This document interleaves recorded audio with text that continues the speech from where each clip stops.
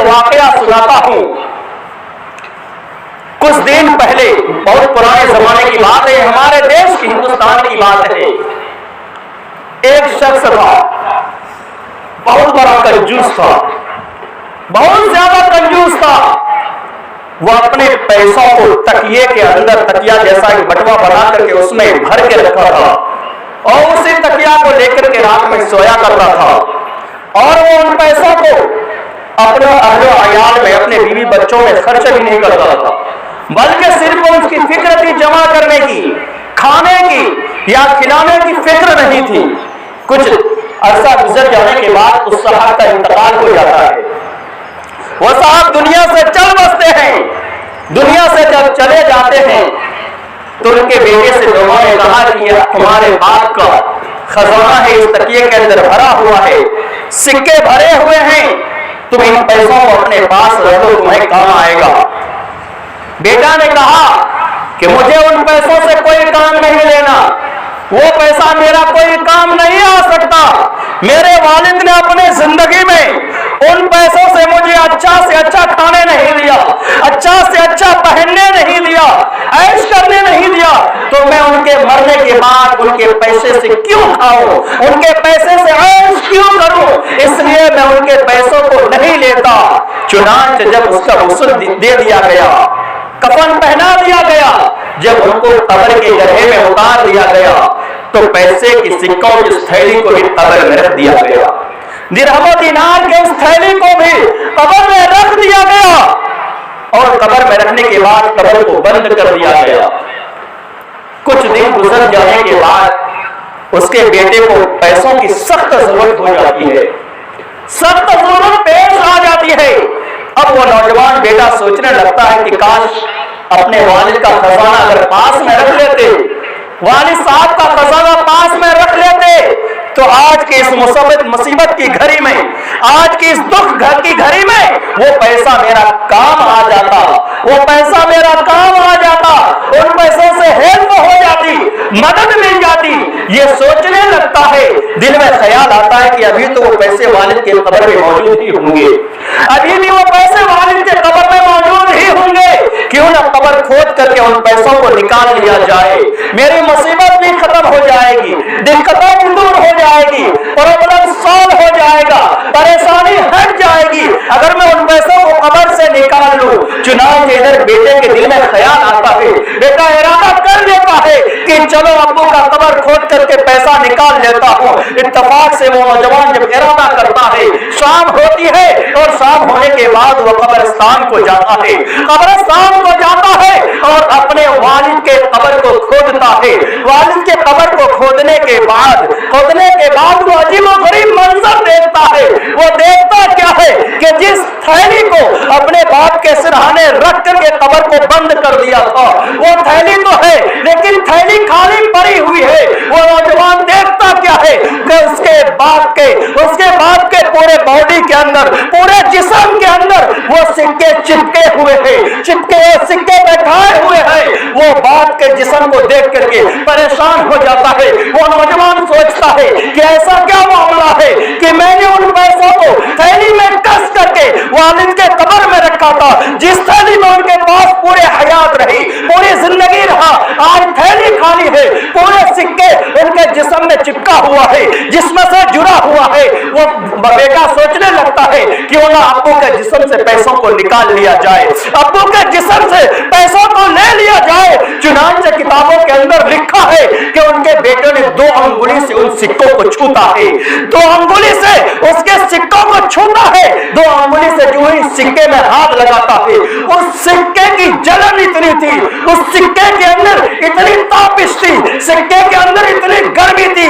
किताबों के अंदर लिखा है कि बेटा जो ही हाथ देता है, हाथ छेड़ लेता है और रोने लगता है, इतनी जलन होने लगती है कि बेटा जैसे तैसे वालिद के कब्र को बंद करता है, भागे भागे घर जाता है और दर्द के मारे काफी परेशान हो रहा है, जलन के मारे अंगुलियां जल रही है, काफी परेशान है, पूरा जिस्म तड़प रहा है। लोग कहते हैं कि क्या हुआ, ऐसा मामला पेश आया है, अंगुली में जलन हो रही है। बड़े बड़े डॉक्टरों के पास जाते हैं, अतिब्बा के पास जाते हैं, कोई इलाज नहीं कर पाता है। करवाते हैं, दुआ करवाते हैं, दुआ से काम नहीं होती है। शाह वली उल्लाह मुहद्दिस देहलवी के जमाने का वाकया है। वो नौजवानों को मालूम होता है कि लोग कहते हैं कि तुम अभी इस वक्त जो है एक अल्लाह के वली है, तुम दिल्ली चले जाओ। दिल्ली के अंदर वलीउल्लाह मुहद्दिस देहलवी के नाम से शोहरत याफ्ता बुजुर्ग है, तुम जा करके उनसे अपने हाथ में दम करवाओ। हो सकता है उनकी फूंक से तुम्हारी हाथ की तपिश, तुम्हारी अंगुली की तपिश कम हो जाए, अंगुली की गर्मी कम हो जाए। वो नौजवान जो है अपने फैमिली के साथ भागे भागे जाता है और हजरत जी से कहने लगता है कि हजरत मेरी अंगुलियों में फूंक दीजिए, दम कर दीजिए, मुझे काफी जलन हो रहा है, काफी तकलीफ हो रही है, काफी दिन हो चुके हैं, मैं रात को सोया नहीं हूँ, दिन को सोया नहीं हूँ, मैं हर जगह तड़प रहा हूँ, मुझे नींद नहीं आती, चैन नहीं आती, मेरी चैन गायब हो चुकी है, नींद खत्म हो चुकी है, मुझे अंगुलियों में इतनी तकलीफ हो रही है।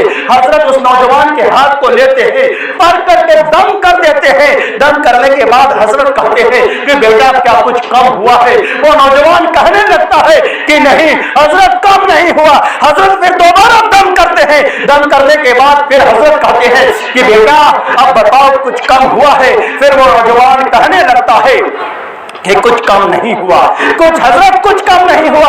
हजरत तीसरी मर्तबा फिर उनके हाथ में दम करते हैं, फिर कहते हैं कि बेटा कुछ इफाका हुआ है, कुछ कमी हुई है, जलन में कुछ सुधार आया है। वो नौजवान कहने लगता है कि हजरत अभी भी कम नहीं हुआ है। वो नौजवान को कहता है कि तुम अभी चले जाओ और हो सकता है कि अल्लाह तबारक व तआला कुछ लम्हों में तुम्हें कामयाब कर दे, तुम्हारी जलन को कम कर दे। उस नौजवान 2 दिन के बाद फिर आता है, कहता है कि हजरत अब तक कम नहीं हुआ, हजरत मैं काफी परेशान हूँ, काफी तकलीफ में हूँ, मुझे शिद्दत की तकलीफ हो रही है, मेरी चैन खत्म हो चुकी है, सुकून खत्म हो चुकी है, मेरा जीना हराम हो चुका है, नहीं तो आंखों में नींद है, नहीं तो जिस्म के अंदर सुकून है, नहीं तो राहत है, मैं काफी बेचैन हूँ। हजरत थोड़ा सा इनायत फरमाए, थोड़ा सा दम कर दे। हजरत ने फिर दोबारा दम करते हैं, एक मरतबा दम करते हैं, करने के बाद फिर पूछते हैं कि बेटा कुछ इफाका हुआ कि नहीं? वो नौजवान कहने लगता है कि हजरत इफाका नहीं हुआ। फिर दोबारा दम करते हैं, हजरत कहते हैं कि बेटा इफाका हुआ? वो नौजवान कहता है कि हजरत इफाका नहीं हुआ। तीसरी मर्तबा दम करने के बाद फिर पूछते हैं कि बेटा अब बताओ कुछ कम हुआ है, जलन के अंदर कमी आई है, सुधार हुआ है? वो नौजवान कहने लगता है कि हजरत कुछ कमी नहीं हुई। मेरे भाइयों अब बात को गौर से समझें। हजरत कहने लगता है, हजरत कहते हैं, शाह वलीउल्लाह मुहद्दिस देहलवी रहमतुल्लाह अलैह कहते हैं कि बेटा मैं समझ गया, तुम्हारी अंगुली में जो जलन है ये दुनिया की किसी आग का जलन नहीं है, दुनिया की किसी आग का जलन नहीं है, किसी बिजली का झटका नहीं है, किसी मिट्टी के तेल में लगी हुई आग की चिंगारी नहीं है, तुम्हारे हाथ के अंदर गैसेस की जली हुई आग की चिंगारी नहीं है। बेटा मैं समझ गया, तुम्हारी अंगुली के अंदर जिस आग की जलन मुझे देख रहा हूं ये जहन्नम की आग का जलन है। बेटा दुनिया की कोई पानी तुम्हारी इस तकलीफ को दूर नहीं कर सकता, दुनिया की कोई पानी तुम्हारी आग को बुझा नहीं सकता, दुनिया की कोई बर्फ के अंदर इतनी ताकत नहीं है कि तुम्हारी अंगुली को जलन को कम कर दे, दुनिया की कोई डॉक्टर के पास वो दवा नहीं है कि तुम्हारी अंगुली की जलन को कम कर दे, दुनिया की किसी अतीब के पास, किसी हकीम के पास वो दवा नहीं है कि तुम्हारी जो तबीयत में सुधार डाले। बेटा मैं एक बात कहता हूं, अगर तुम्हारी तकलीफ दूर होती है तो एक ही काम से हो सकती है,